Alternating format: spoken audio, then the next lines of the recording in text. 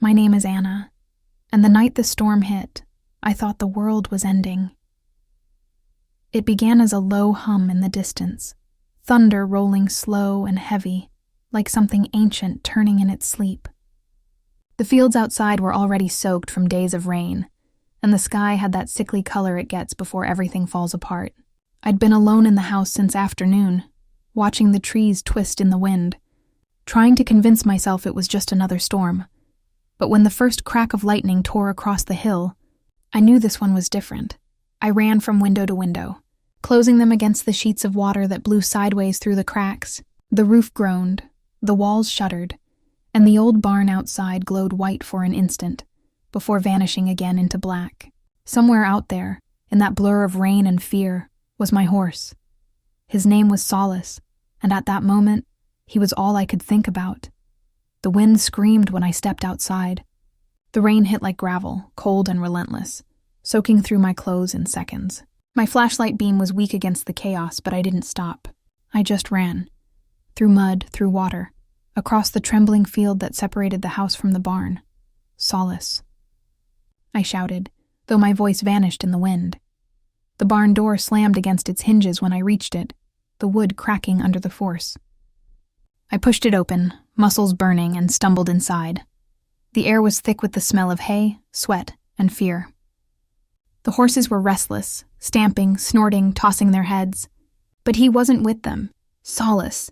Lightning flashed again, illuminating the empty stall at the far end. My stomach dropped. He was gone. Another blast of thunder shook the ground. Panic clawed its way up my throat. I turned and ran back into the storm. The field had turned into a lake.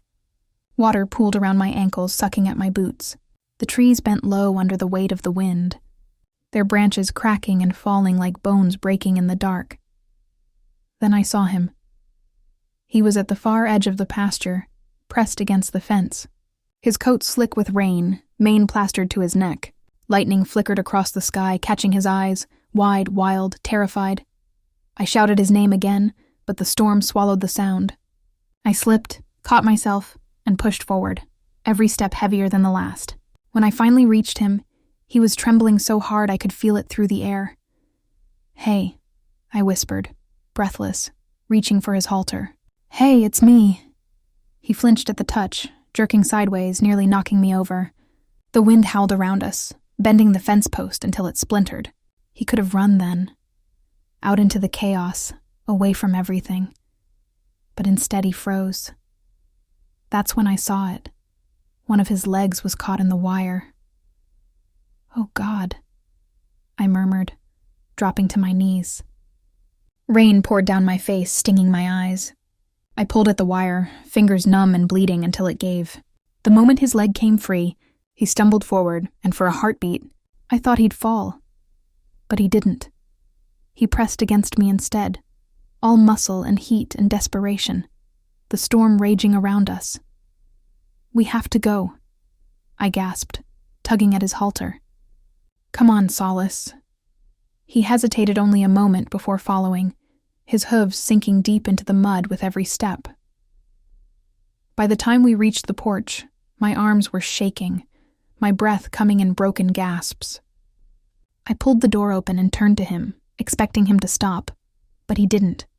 He followed me straight inside. For a long second, neither of us moved. Rainwater streamed from his coat, pooling on the wooden floor.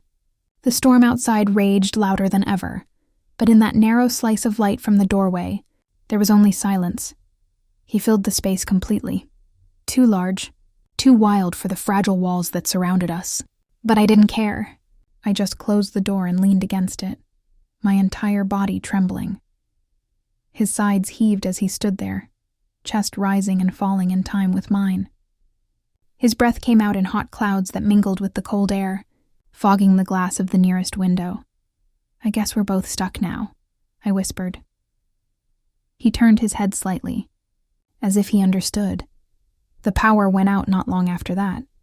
One sharp flash of lightning, one thunderclap that felt like it split the ground in two, and then darkness. The only light left came from the small lantern I kept by the fireplace. I lit it with shaking hands, the flame flickering weakly against the walls. Its glow touched his coat, turning it to bronze and shadow.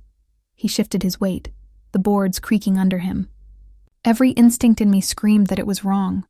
A horse shouldn't be inside, shouldn't share this small human space.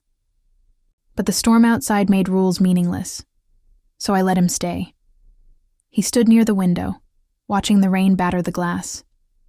The sound was deafening, wind, water, thunder blending into one endless roar.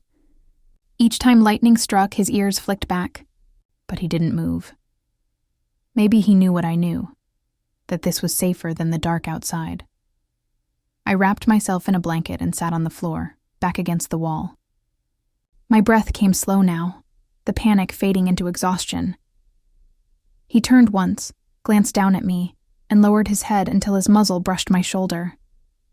It was such a small thing. But in that moment, it felt like the world steadied a little. The hours blurred. At some point, the rain eased. The thunder moved farther away, its voice softened to a distant grumble. The air inside the house grew warmer, filled with the smell of damp earth and hay. I must have drifted off, because when I opened my eyes, dawn was spilling weakly through the window. Solace was still there, standing in the middle of the room, motionless except for the slow rhythm of his breathing.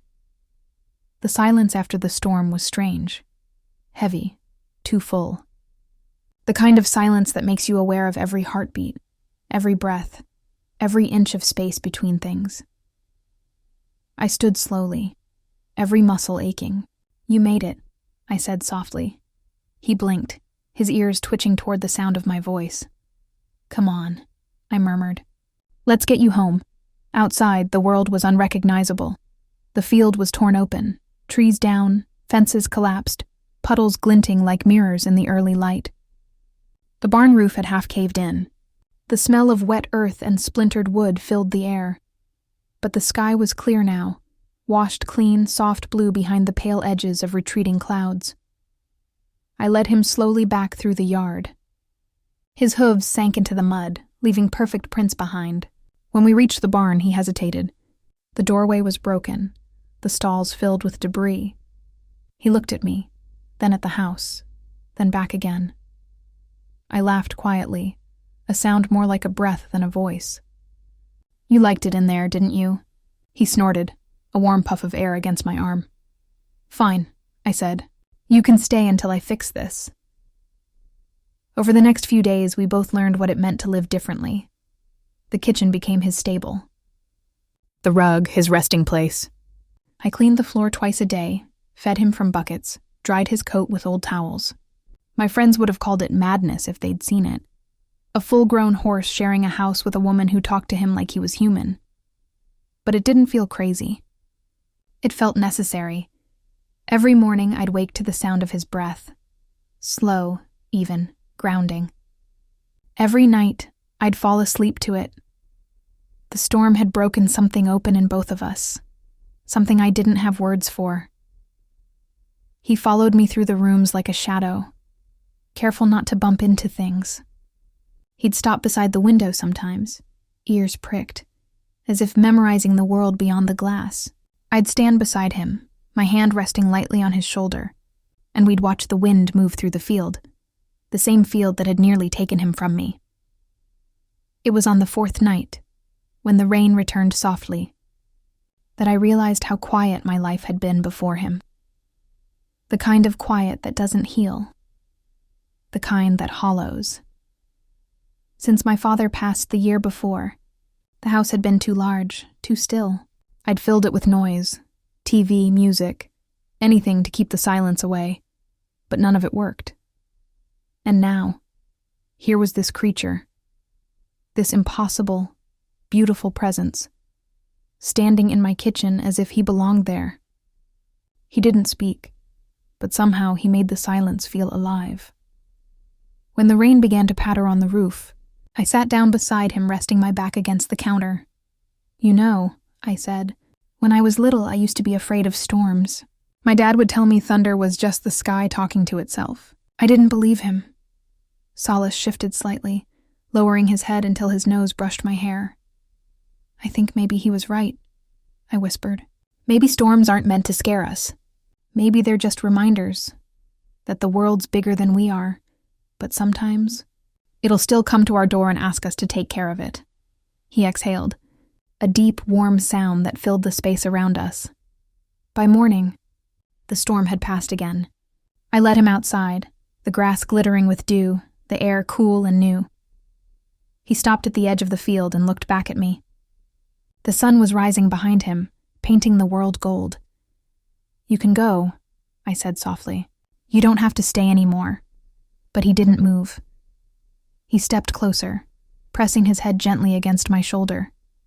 I closed my eyes, feeling the strength in him, the pulse, the warmth, the memory of everything we'd just survived. When he finally turned away, it wasn't to leave. It was to walk the fence line, slow and thoughtful, as if making sure it still held. And I realized then that maybe it wasn't him who needed shelter that night. Maybe it was me. Later, as I repaired the barn, he stood nearby watching. Every sound, hammer, nail, wood creak, he followed with steady eyes. By the time I was done, the sun was low, the field bathed in amber light.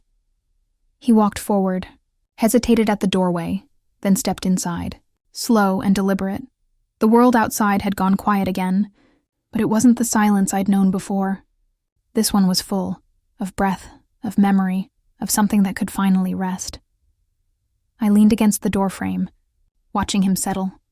The air smelled of hay and dust and rain, of everything that had come before, and everything that might come after. And for the first time in a long time, I felt safe. That night, when the thunder returned faintly on the horizon, I didn't flinch. I just listened, to the rhythm of it, to the wind moving softly through the cracks of the barn, to the steady sound of Solace breathing in the dark.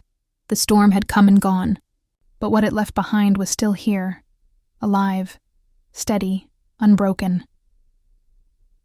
The storm had passed, but something of it lingered in the air, a hush, heavy and waiting. Every morning when I opened the barn doors, mist still curled low across the field, soft and silver, as though the sky hadn't quite remembered how to breathe again. Solace stood at the threshold each dawn, watching the light rise. His ears flicked toward the wind, his body still, carved from muscle and quiet patience. It was strange, the way he looked at the world, not with fear or curiosity, but recognition, like everything he saw was something he'd already known once before. Sometimes I'd stand beside him, our shadows stretching long and pale across the wet grass. He'd turn his head just slightly, brushing his muzzle against my shoulder, and in that small touch, there was a calm I hadn't felt in years. I never said much in those moments. There didn't seem to be words big enough for them. Weeks passed. The barn stood again, patched and reinforced. The fields began to dry, the air warming with early summer. Yet even as the world rebuilt itself, I noticed something unspoken shifting inside both of us, the strange, delicate balance of staying and belonging. He could have left. The fence was low now, the gate half-hinged. Every time I led him out to graze, I expected him to run, to disappear into the horizon the way he'd once come into my life. Sudden, wild, wordless, but he didn't. Every evening, when the sky dimmed to the color of smoke, he would return to the barn on his own, steady as dusk itself. That was the rhythm we learned together. His silence teaching me to slow down, my presence teaching him to trust again. There was something sacred in that exchange. One night in early June, the air grew thick again, not with rain, but with heat. The sky felt bruised, purple along the edges, and the wind carried the kind of stillness that warns you before something comes. I lay awake listening to it, the hum of insects fading, the night birds going quiet. Somewhere outside, the boards of the barn creaked. Then I heard him, a sharp whinny, cut short. I sat up instantly, heart pounding. Another sound followed, not the call of an animal this time, but something closer to human. A voice, low, muted. I ran barefoot through the yard, the grass slick with dew. The lantern light swung wildly in my hand as I reached the barn. He was awake, moving, restless. His hooves struck the ground in quick, uneven patterns, his body tense. "Easy," I whispered, stepping inside. But then I saw it. The side door was open. and footprints in the dirt. Someone had been here. I froze, the air closing around me. The prints led toward the far stalls, disappearing into shadow. I couldn't see anyone, couldn't hear more than Solace's breathing, but the smell was different. Sweat, mud, something metallic. "Who's there?" I said, though my voice was barely a whisper. No answer. Only the steady drip of water from the roof. I turned, ready to run back for the phone. And then a figure moved. He stepped from behind the stall, hands raised, eyes wide. "Wait, I didn't let him finish. Get out." He looked young, 20 maybe less. His clothes were torn, his face streaked with dirt. "I didn't mean to scare you," he said. "I just needed a place to sleep. I swear." I glanced toward Solace. His ears were flat, nostrils flared, every muscle alive with warning. "You picked the wrong place," I said. The boy hesitated, his eyes flicking between me and the horse. I didn't know anyone was here. I saw the barn lights from the road. "Leave," I said again. He nodded quickly, stumbling backward. "Okay, I'm going." He ran into the night, disappearing into the field without another sound. Solace stamped once, loud enough to shake the boards. Then he turned to me, breathing hard, his eyes dark and steady. I reached up and laid my hand against his neck. "It's over," I whispered, though the tremor in my voice made it sound like a lie. He lowered his head until his forehead touched mine, his breath hot against my skin. The sound of my heartbeat filled the space between us. The next morning, I found the boy's footprints again. They stopped at the edge of the road, where tire marks had cut deep into the dirt. Whoever he was, he'd left nothing else behind. Not a name, not a trace. But that night changed something in me. I started locking the doors again, started sleeping with the light on. Not because of fear, exactly, but because the world beyond the fence suddenly felt fragile again. And yet, somehow his presence, that towering, silent weight of him, made it bearable. Every time I closed my eyes, I could still feel the way he'd steadied against me, how he'd placed himself between me and the dark without hesitation. He didn't need walls to protect me. He was the wall. Summer deepened. The air turned thick and golden. The sound of cicadas filled the afternoons, humming like distant electricity. I spent the days rebuilding fences, cleaning debris the storm had buried in the grass. He followed wherever I went, his shadow stitched to mine. Sometimes I caught myself talking to him again. Stories about my childhood, my father's horses, the life I'd left behind in the city. He'd listen with that same stillness, his gaze fixed, his breath rising and falling like a slow tide. It wasn't human conversation, but it felt more honest than any words I'd said in years. At night, when I sat on the porch watching the sun slip behind the hills, he'd stand near the fence, outlined against the fading light. I could feel his presence even without looking. Steady, watchful, unyielding. He had become the pulse of this place. It was late July when the quiet broke again. The day had been unbearably hot. Even the air seemed to sweat. By sunset, the horizon burned red, the color of rust and memory. I was sitting by the barn door, sketching, when Solace lifted his head suddenly, ears pricked toward the road. "What is it?" I asked. He took a step forward, muscles tensing beneath his coat. Then I heard it too, the distant rumble of an engine, slow and uneven, drawing closer. A truck appeared over the hill, its headlights cutting through the twilight. It stopped near the gate, idling. I stood, heart rising to my throat. No one came here unannounced. The driver's door opened, and a man climbed out. He was older, his posture confident in a way that set every instinct in me on edge. "Evening," he called, walking toward the fence. "You the one looking after that big bay horse?" I hesitated. "Why?" "Because he's mine." The words hit harder than I expected. I looked at Solace. He stood between us, still and silent. His gaze flicked from the man to me, unreadable. "He ran off after the storms," the man said. "Been looking for him for weeks." My throat tightened. "You didn't put up any notices," he shrugged. "Wasn't much point out here. Figured he'd show up eventually. He always does. The casual way he said it made my skin crawl. I took a step closer to the fence. What's his name, then? Thunder, he said without hesitation. Solace didn't move. See? The man said. He knows me. He reached for the latch, but before he could open it, Solace stepped back sharply, tail flicking, ears flat. The man frowned. Damn thing's gotten wild again. He's not yours, I said quietly. The man laughed, short and humorless. You think he came out of the sky for you? That horse is worth more than this whole place. I've got papers. I don't care about your papers. His face hardened. Then I'll come back with the sheriff. He turned, spat into the dirt, and walked back to his truck. The sound of the engine faded slowly down the road until all that was left was the hum of insects and my pulse in my ears. I looked at Solace. Is it true? He only blinked, calm, his breath steady. Then he took one step forward and pressed his muzzle into my chest.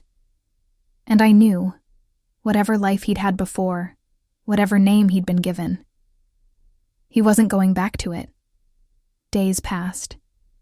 The man didn't return, but his words did. They followed me everywhere. In the creak of the barn, in the rustle of the grass, in every silence that stretched too long. I tried to pretend nothing had changed, but it had. I began checking the road at dawn, listening for engines that never came. Solace noticed. His movements became sharper, his watchfulness keener. At night, he'd stand near the gate, head high, scanning the horizon as if expecting someone to emerge. Sometimes I'd dream of footsteps again, of voices calling his name, the wrong name. And always, I'd wake to find him standing there, the shape of him framed against the first light, waiting. He was my calm and my fear, both at once. The tension finally broke in August. It was a dry evening, the air heavy with the scent of dust. I'd just finished watering the garden when I heard tires on gravel again. Headlights cut across the yard. The same truck, I froze. The door opened, and the man stepped out. This time with another beside him, taller, younger. They walked straight to the fence. I told you, the older one said. He's mine. I told you no, I answered. He smiled, the kind that doesn't reach the eyes. You can't stop me. He reached for the gate latch. Before I could move, Solace was there. He lunged forward, hooves striking the ground like thunder. The sound was primal, deafening. The men stumbled back, cursing. He's dangerous, the younger one shouted. Then you shouldn't touch what's not yours, I said, my voice shaking. They backed away slowly, muttering, until they reached the truck. The engine roared, tires spitting dust, and then they were gone. The silence that followed felt endless. I leaned against the fence, every part of me trembling. Solace stood beside me, still breathing hard, his coat shimmering with sweat. I reached out and touched his neck. You stayed, I whispered. He lowered his head, and for the first time since the storm, I let myself cry. That night, I left the barn doors open. The stars were out, sharp and cold, the sky wide enough to hold everything I couldn't say. Solace stood outside, grazing quietly, his shadow silver against the grass. For the first time, I didn't feel the need to keep him close. I knew he would stay, not because he couldn't leave, but because he'd chosen not to. I sat on the porch, listening to the night breathe again. And for once, it didn't sound empty. The wind moved through the fields like a voice I almost recognized, steady, gentle, familiar, and as the horizon began to lighten, I understood what he had been teaching me all along.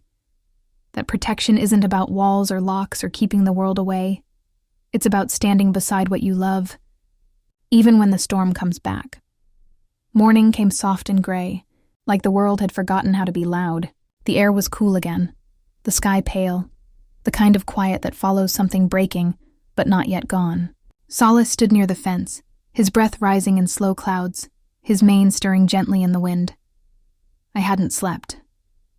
The image of the headlights cutting across the yard still lived behind my eyes, The voices, the threat, the moment he'd stepped between me and them. His strength had saved us, but I could feel the weight of it now.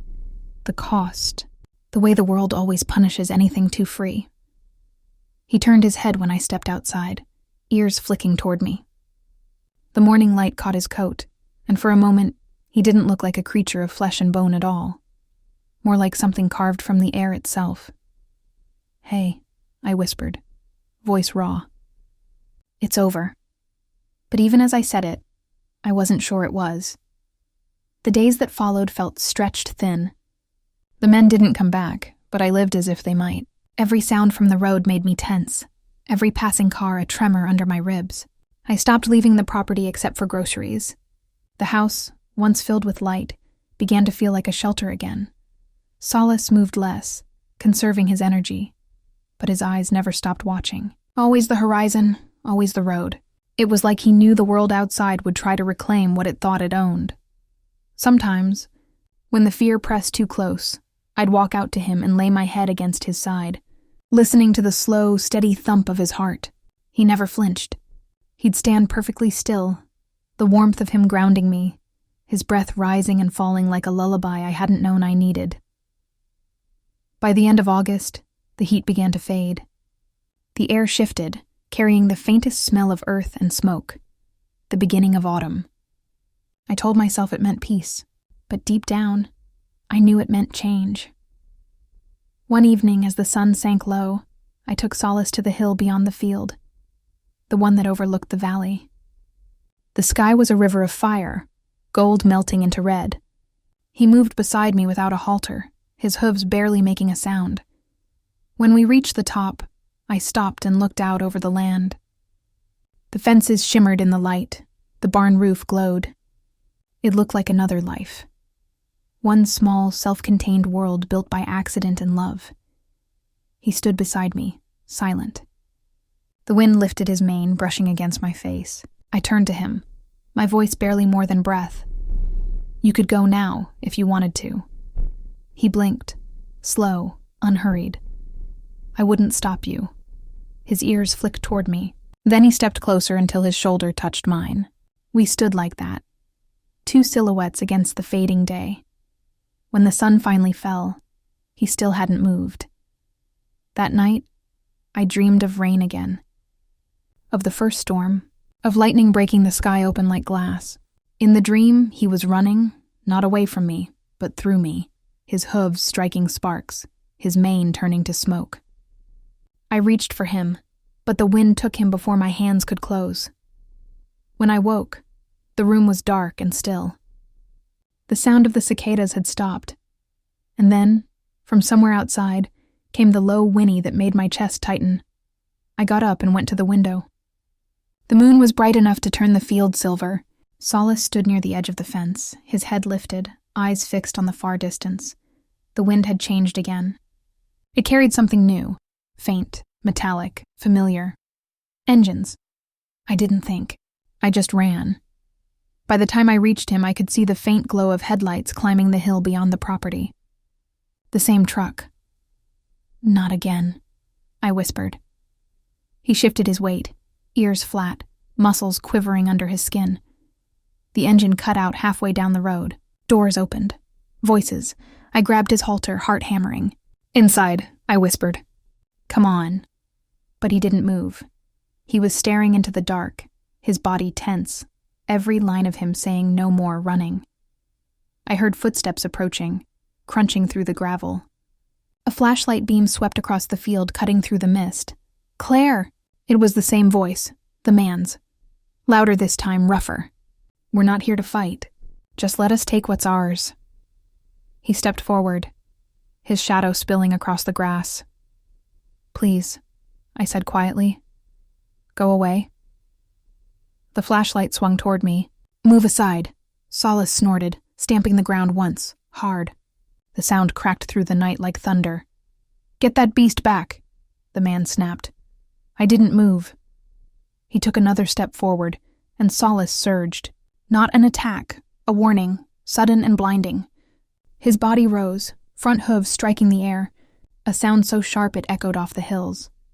The man stumbled back, cursing, dropping the light. The beam spun wildly before it landed on the younger one beside him, the boy from before. He looked terrified, his voice breaking. "Dad, stop! You'll make it worse." But the older man wasn't listening. "You don't understand," he shouted. "That horse is valuable. He's mine." "No," I said softly, every word shaking. "He's not." For a moment, the only sound was the wind. Then the boy grabbed his father's arm. "Let's go, please." The older man's face twisted with something between anger and exhaustion. Finally, he spat into the dirt again. "Keep him then. But when he kills you, don't say I didn't warn you." They turned. The truck engine growled back to life, headlights sweeping once more across the field. Then the night swallowed them whole. I stood there long after the sound faded, my hand resting on Solace's neck. His body trembled beneath my fingers, though his stance stayed proud, tall, unyielding. I leaned my forehead against his shoulder, eyes burning. "You're safe now," I whispered. But we both knew what that really meant. He wasn't the one who'd been saved. The weeks after that passed like a season between breaths. No one returned. No letters, no calls, no footprints on the road. The sheriff stopped by once, said they'd filed no complaint, no ownership claim. The horse legally was mine, but something in Solace began to change. He ate less, slept more. The spark in his movements dulled, replaced by something quieter, heavier. I told myself it was the heat, or age, or peace, the slowing that comes after survival. But when I brushed his coat, my fingers traced the outline of ribs that hadn't shown before. He was fading. Autumn deepened. The leaves turned to fire, then to ash. The nights grew longer, the mornings colder. I kept him close, feeding him grain by hand, speaking softly into the stillness. He would nudge me gently, his eyes half closed, his breath warm against my skin. It was as if he was trying to tell me something, but whatever it was, I couldn't bear to hear it. One evening, I stayed with him long after the sun went down. The barn was quiet except for the slow rhythm of his breathing. I leaned against him, feeling his heartbeat under my palm. "Don't go," I said. "Not yet." He turned his head slightly, his muzzle brushing my cheek. It wasn't comfort. It was goodbye. I woke before dawn to the sound of rain, soft, familiar, endless. The kind that doesn't destroy but cleans. The kind that remembers. When I reached the barn, the world was pale blue with morning. He was lying down, head resting on the straw. His eyes found me as I knelt beside him. I spoke his name once. He blinked slowly, his breath shallow, his body still. I laid my hand on his neck, whispering whatever came to my lips. "Thank you, please. Stay." But the words felt too small. His last breath came like the last echo of thunder. Quiet, full, final, and then there was only rain. The house was silent for days after. The space he'd filled felt impossibly large, every corner echoing with absence. His scent lingered on my clothes, his shadow on the floorboards. The fence line looked wrong without him standing there. I buried him beneath the oak at the edge of the field, the same place where the storms always broke first. I marked it with a flat stone from the creek, simple, uncarved. The morning I finished, the sky was clearing. A single shaft of sunlight broke through the clouds, landing on the stone. The wind moved through the branches above, soft and low. It sounded like breath. Time passed differently after that. The farm healed, in small ways. The grass grew back where the storms had drowned it. The air turned cool again. The emptiness inside the barn softened, became part of the place itself. And I began to change too. I found myself moving slower, listening more. I'd walk the fields at dusk, the way we used to, tracing the same path along the hill. The world felt both bigger and smaller, alive in ways I'd never noticed before. Sometimes when the wind was just right, I'd hear it again. The faint sound of hooves in the distance, the rhythm steady, patient, familiar. It never frightened me. It felt like a promise. One morning in late spring, I found a letter in the mailbox. No return address, no name. Inside was a photograph, old and faded, of a horse that looked almost like Solace. The note beneath it said only, "Take care of what he taught you." I held it for a long time, staring at the image until it blurred. Then I put it away and went to the barn. The light poured in through the cracks, warm and golden. Dust floated in the air like memory made visible. I ran my hand along the door, the wood smooth under my fingers. He wasn't there, but somehow he was everywhere. Years later, when people asked me why I stayed here, on this small stretch of land, in this quiet valley the world forgot, I'd tell them I owed it to something I couldn't name. Something that came in a storm, refused to leave, and taught me that protection doesn't always mean safety. Sometimes, it just means being there. I never replaced him. Never wanted to. But sometimes, at night, when the wind moves through the trees and the thunder rolls far away, I still whisper his name, and for a moment, the air breathes back. On the anniversary of that first storm, I climbed the hill again. The field was green, the oak taller, its leaves whispering softly in the wind. I stood by the stone and placed my hand on it. The sky darkened suddenly, clouds folding over the horizon, lightning flashing somewhere distant. A storm, moving closer. But I didn't move. I stayed there, the first drops of rain cold against my skin. Because I wasn't afraid anymore. I looked up at the sky, the same sky that had once split open to deliver him to me, and I smiled. "I know," I whispered. "You're still here." The wind rose, curling around me, warm and wild and alive, and for one heartbeat, one perfect heartbeat, I could almost feel the ground shake beneath my feet, like hooves striking the earth. Then the rain came, steady and sure, washing everything clean.